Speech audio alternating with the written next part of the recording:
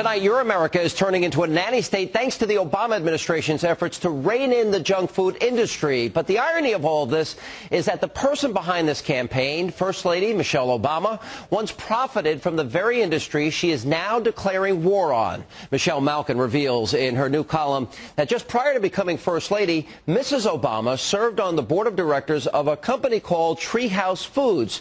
And according to Malkin, among other things, that company is a leading supplier for, you guessed it, McDonald's. So as somebody who once profited from the so-called junk food industry, really the best person to lead the administration's efforts against childhood obesity?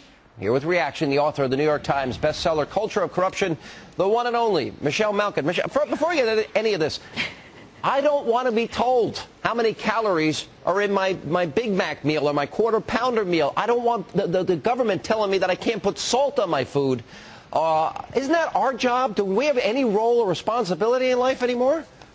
No, apparently not. And it's this administration's view that they're going to usurp as much authority and control over our lives as possible. And it's too bad. My problem with the Obama administration is that it's more concerned with policing grocery aisles and our refrigerators than it is with our borders. And we'd be a heck of a lot better off if they got their priorities in order.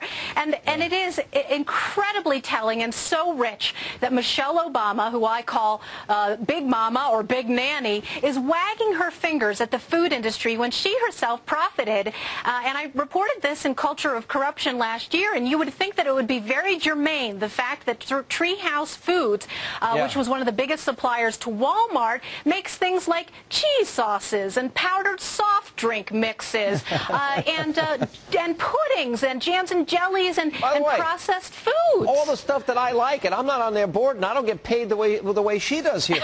Well, maybe she can first start an anti-smoking campaign and get her husband to finally once and for all kick the habit, and then maybe that would be a good start, considering that's not a great example for kids. You go into great specificity and detail. Now, after her husband, this is after he became a senator, she gets put on this board. She's, given $45,000 in 2005, $51,200 in 2006. Oh, and by the way, stock options worth more than $144,000 for the company that makes what food, right?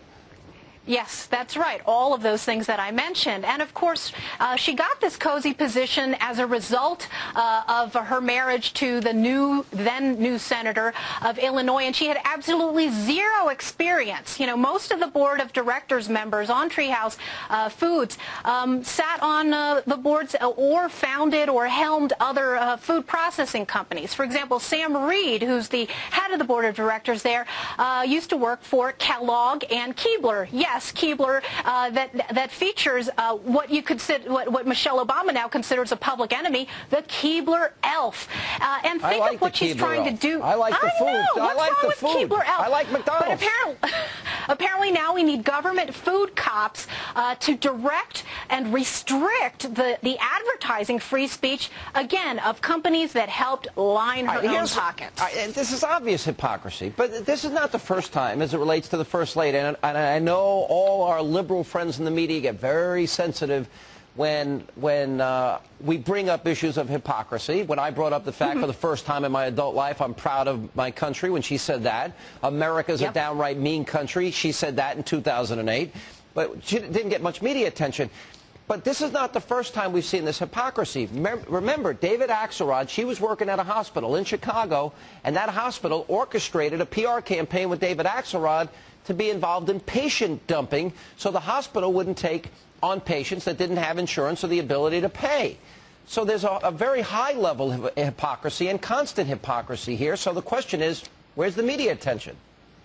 Well, that's right. And it's not just the hypocrisy. Of course, it's the double standards, and it's this endless, boundless sense of immunity, political immunity, that both Obamas have. I mean, we could also extend this to the fact that Barack Obama was a huge recipient of BP money and Goldman Sachs money, and then he can turn around and wag his finger at them and wage war on his own friends. And it is really that do as I say, not as I do mentality, or in the case of this anti-obesity campaign, as I say, for Michelle Obama, it's shed as I say, not as I gain. Well, listen, I like junk food.